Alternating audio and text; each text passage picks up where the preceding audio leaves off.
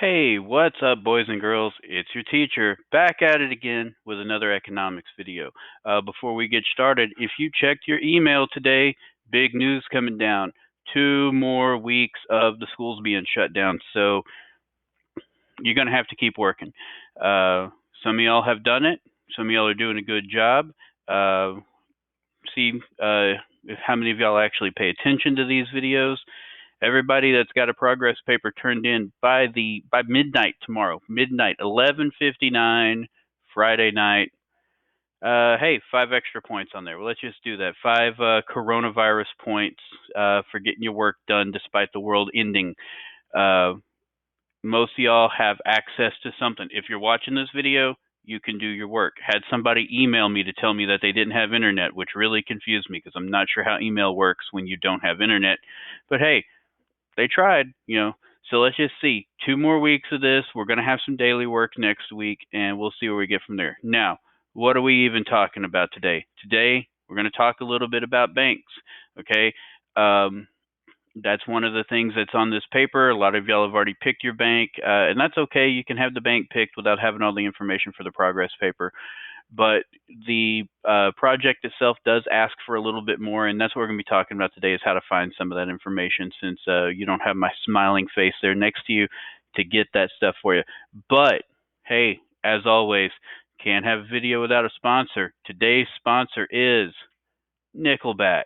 The world is ending, and I'm still not going to listen to them. They're just not good. You might enjoy it. That's okay.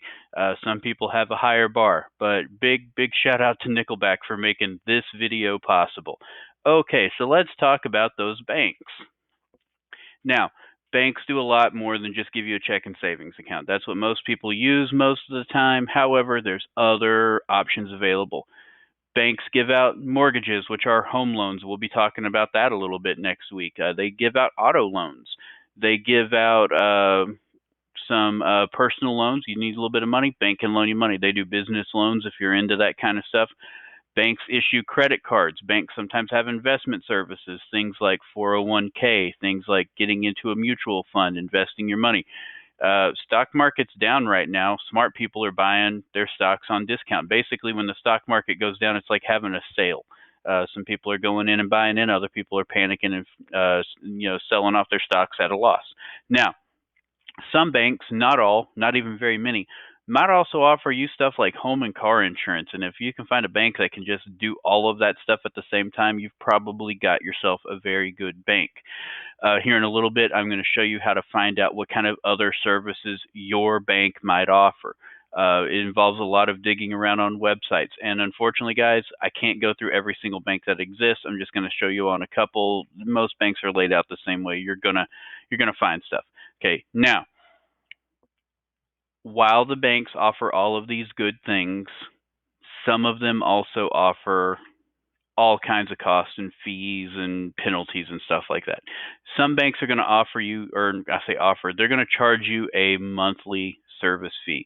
That is just you paying them for the privilege of using that bank. Most banks don't really have a monthly service fee, or if they do, there's ways of getting around it by keeping a certain amount of a balance in your account or having a direct deposit set up. If your bank you're looking at is charging you a monthly service fee no matter what, that's probably not a very good bank because they're just taking your money. Overdraft fees. This is when you have to owe money because you don't have money. Luckily, a lot of banks have it where you can not overdraft your account, but that's not the default setting. You've got to tell them, hey, check the box here. Don't let this account overdraft because the banks don't mind if you overdraft at all because they're going to charge you some money. And some banks charge as much as like $40 for an overdraft fee. So, if you're not paying attention, funds are low, that auto draft for Netflix hits the bank and charges $11 when you only got $10 in the bank. Boom, now your bank's going to charge you $40 on that overdraft fee. And that's ridiculous. Make sure your bank's got a decent overdraft fee. And more importantly, make sure that they give you the option of setting up your account where it can't overdraft. Minimum balance fees. Sometimes they tie these in with the service fees. This may be where they say, hey, if you want to have this checking account, you must always have $500 in the checking account. If your account is less than $500, we're going to charge you a balance fee. And again, that's not good. That's just the bank charging you just to charge. Okay, so if the bank is doing something like that, take a good look at that. Hopefully, most of the accounts that offer a minimum or do that minimum balance fee, those are very high-end accounts, and the people that have those accounts are not in danger of having a low balance in that account.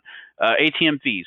Banks charge you for using ATMs that are not their ATMs. And then sometimes that ATM will also charge you for not being a member of that ATM. Or if you go to a gas station, they charge everybody.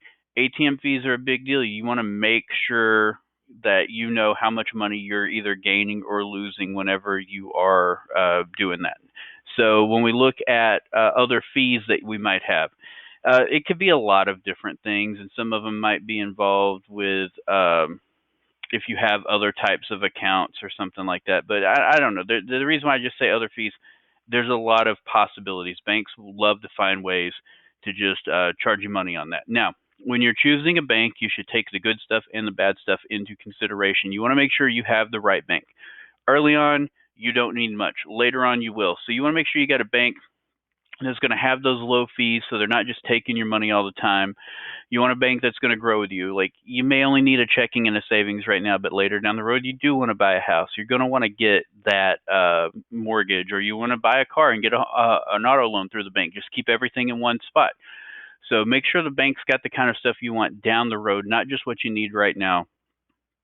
You want a bank that's going to be able to move with you, which means either they have a lot of locations or they have a really good mobile app.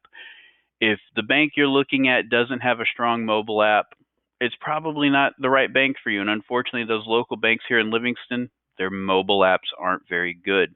So you need to make sure that you are taking care of yourself, looking out for yourself, setting yourself up in a position to succeed. Part of that is having a good bank, having a good mobile app. So let's take a quick look at how you actually find some of this information. In order to do something like that, you're going to want to go over here to Google. Well, let's just say we're going to look at Wells Fargo first. Not a great bank, not a terrible bank, but let's see what we got. Okay, you'll see, hey, we got the Wells Fargo thing. Let's just take a look at their main page. Okay, now they're going to have a login, and we're not logging into anything. I haven't had a Wells Fargo account in a while, but you can find out information about the bank. So if we look here, y'all aren't a small business, you're not commercial, you're a personal. So let's look at the personal things that they offer. They have banking and credit cards, and you see you get a little, you might have a little drop-down menu, ton of things, loans and credit, investment and retirement, wealth management, rewards and benefits. Let's just look at their banking and credit cards here real quick. So I'm going to click on this. Oh, I guess I got to go into their drop-down menu. I haven't used this in a while. So let's just look at their checking accounts. Okay.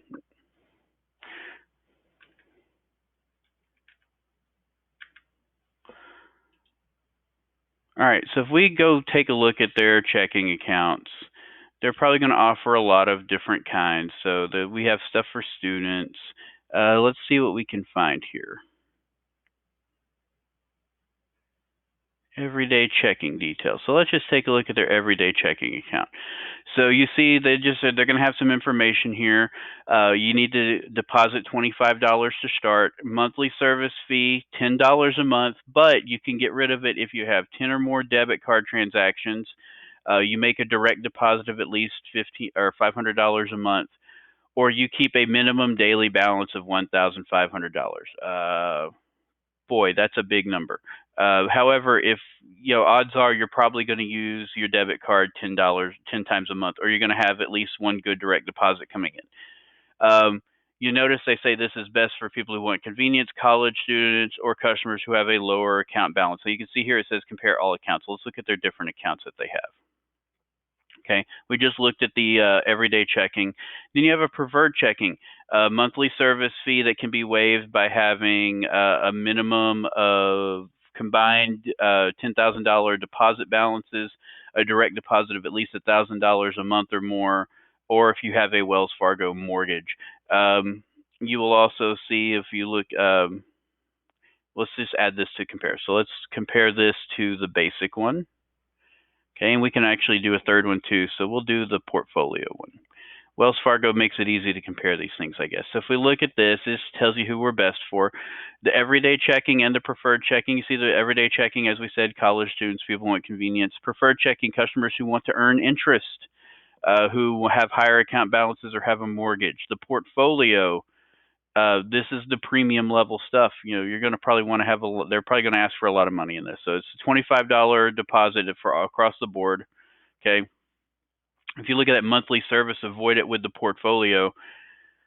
$50,000 in credit or brokerage accounts or $25,000 in linked bank deposits. Notice no direct deposit way of avoiding this $30 a month service fee. It shows your benefits here and your extra benefits that you get. A lot of different banks have stuff like this. So if we also want to come up here, let's take a look at maybe, you know, they have mortgage loans. So you can click and look, and what you'll need to do is just make either copy and paste these services or type them down. But that's Wells Fargo. Let's go to Google here really quick and take a look at Bank of America.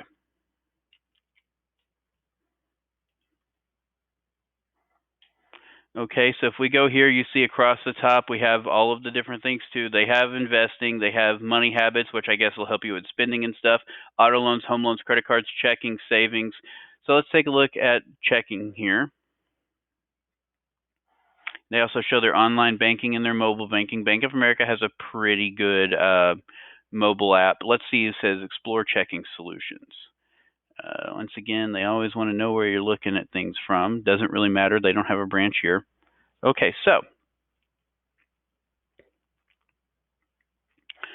they have Advantage Safe Balance, Advantage Plus, Advantage Relationship. I'm kind of seeing this for the first time along with you guys. Students, we don't care about students because y'all aren't going to be students in this project. But if you go through, you can probably do a lot of comparing with these two. Let's see. Yeah, this will tell you, hey, this is what this one's all about. They have no overdraft fees. That's pretty cool. But this looks like the student one, I believe. If that's pretty good if there's no overdraft fee. That's nice. The Advantage Plus, they have overdraft protection, but notice there is still a fee going to be on there. You may have to go around and look, and you can't see this stuff sometimes, finding the exact thing. If you go back to Google and you say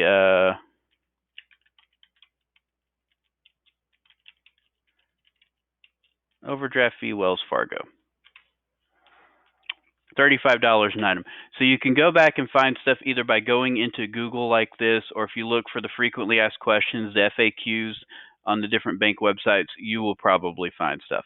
So email me if you have questions with this stuff. Leave comments on Google Classroom or even on here. I'll check comments on here if anyone ever does that.